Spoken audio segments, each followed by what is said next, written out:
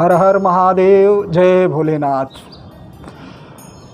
आज सोमवार है और सोमवार के साथ साथ संध्या बेला, जिसे अपन एक शुभ मुहूर्त के रूप में जानते हैं, जिसे प्रदोष काल कहा जाता है। क्यों चुना यह समय, क्यों चुना यह दिन, इस पर बात करते हैं। साथ ही बात करते हैं कि सावन महीने में हमें क्या करना है जिससे हमारे सभी ग्रहों की जो नकारात्मकता है वह समाप्त हो जाए और उसकी सकारात्मक ऊर्जा हमारे जीवन में प्रवाहित हो और हम उस ऊर्जा से अपने सभी जो काम हैं जिन्हें हम करना चाहते हैं वो पूरे हो सकें, और वो काम जिन्हें हम चाहते हैं कि हमारे जीवन में न हो उसमें ब्रेक लग सके, वो काम, वो ऊर्जा हमसे दूर हो सके। तो बात करते हैं सावन महीने में भोलेनाथ की प्रसन्नता भी हमें मिले और हमारे ग्रह जनित दोष भी दूर हो सके।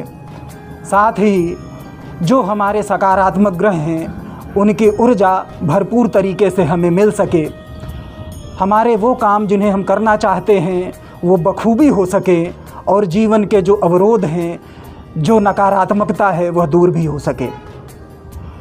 मित्रों, हम किसी ज्योतिषी के पास जाते हैं तो वो तमाम तरह की समस्याएं बताता है कि इस ग्रह में ये समस्या है, इस ग्रह में ये समस्या है। हालांकि पूरी तरह कोई भी ज्योतिषी हमारे पूरी कुंडली को पूरा अध्ययन नहीं कर सकता 15-20 मिनट में। कम से कम एक कुंडली के अध्ययन में 1 घंटे से 2 घंटे का समय लगता है और कोई भी ज्योतिषी हमें इतना समय नहीं दे पाता। साथ ही जितने ज्योतिषियों के पास जाएं उतने ज्योतिषी अलग अलग तरह की बातें हमारे जीवन के बारे में बताते हैं। हमारी कौन से ग्रह की दशा खराब है, अलग अलग ज्योतिषी अलग अलग तरीके से उसका वर्णन करते हैं।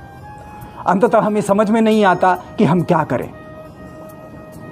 इसके लिए हम आपको एक सरल सा और बहुत ही आसान उपाय बताएंगे इन सावन महीने में करने के लिए, जिससे हमें भोलेनाथ की प्रसन्नता भी मिलेगी और हमारे ग्रह जनित दोष भी दूर हो सकेंगे। तो बिना समय गंवाए हम आपको सीधे किस तरह से ग्रहों का उपाय करना है हम वो बताते हैं। चलिए शुरू करते हैं सूर्यदेव से।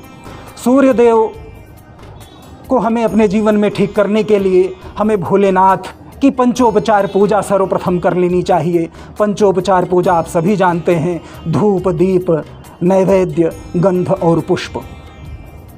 अब यहाँ पर देखें तो पुष्प चढ़ाने से भगवान भोलेनाथ के ऊपर खासकर पीले फूल, जिन्हें आप सहज उपलब्धता होती है, गेंदे का फूल, गेंदे के फूल या कनेर के फूल को चढ़ाने से गुरुदेव प्रसन्न होते हैं। हमने बात करी सूर्यदेव की, क्रम से चलते हैं। सूर्यदेव ग्रहों के राजा हैं और प्रथम ग्रह हैं। तो सूर्यदेव को अगर अपन शहद अर्पण करते हैं तो उनकी कृपा हमें मिलती है और उनकी नकारात्मकता दूर होकर सकारात्मक ऊर्जा हमारे जीवन में आती है। इसी प्रकार चंद्रदेव को प्रसन्न करने के लिए शिवलिंग पर दूध अर्पित करना सबसे उत्तम माना गया है। इससे हमें चंद्र देवता की कृपा प्राप्त होती है। मंगलदेव, कितना सहज है उन्हें प्रसन्न करना, मंगलदेव की कृपा प्राप्त करना।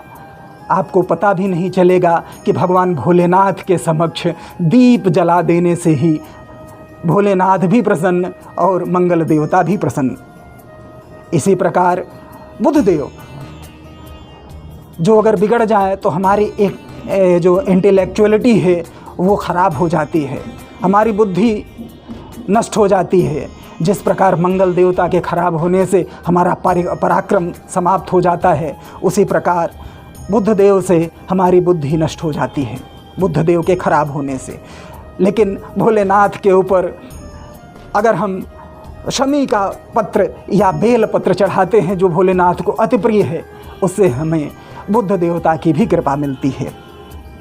इसी प्रकार फल अर्पित कर देने से पत्रम पुष्पम फलम तोयम, फल अर्पित कर देने से हमें शुक्र देवता की कृपा प्राप्त होकर धन्य धान्य मिलता है।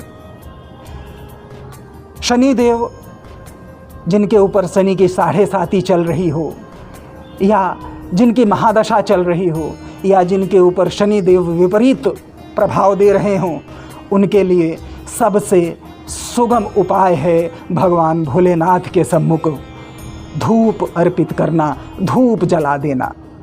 अगरबत्ती तो सामान्य रूप से लोग जलाते हैं, लेकिन अगरबत्ती में चूँकि बांस का प्रयोग होता है, इसलिए मैं उसे जलाने की सलाह नहीं देता। आप धूप अर्पित करें। शास्त्रों में भी धूप अर्पित करने का ही वर्णन है, इसलिए आप भोलेनाथ के सम्मुख धूप जलाएंगे तो भगवान शनिदेव प्रसन्न होंगे। ये इसके साथ ही साथ राहु देव शनिदेव के ही छायाग्रह हैं, तो धूप जलाने से राहु देव की भी कृपा प्राप्त होती है। और मंगल देव के छायाग्रह हैं केतु देव, तो दीप जलाने से केतु देव की भी कृपा प्राप्त होती है। ये तो ग्रहों के हिसाब से आपको क्या करना है, क्या चढ़ाना है, वो मैंने बताया।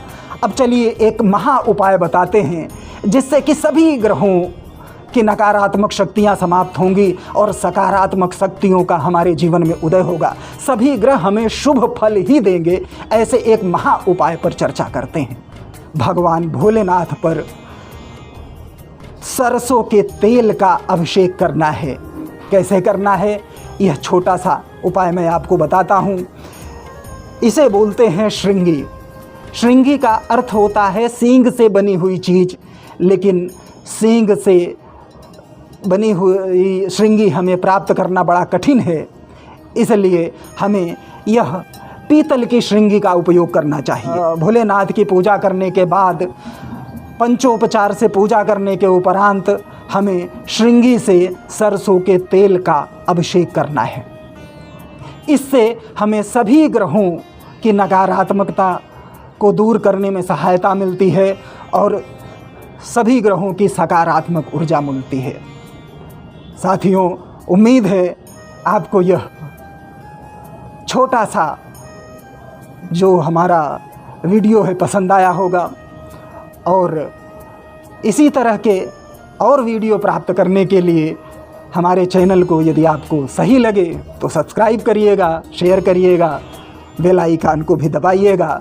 यदि लगता है कि मज़ा नहीं आया तो कमेंट करिएगा, जिससे हम और अच्छे वीडियो आप तक पहुंचा सकें। हर हर महादेव, नर्मदे हर।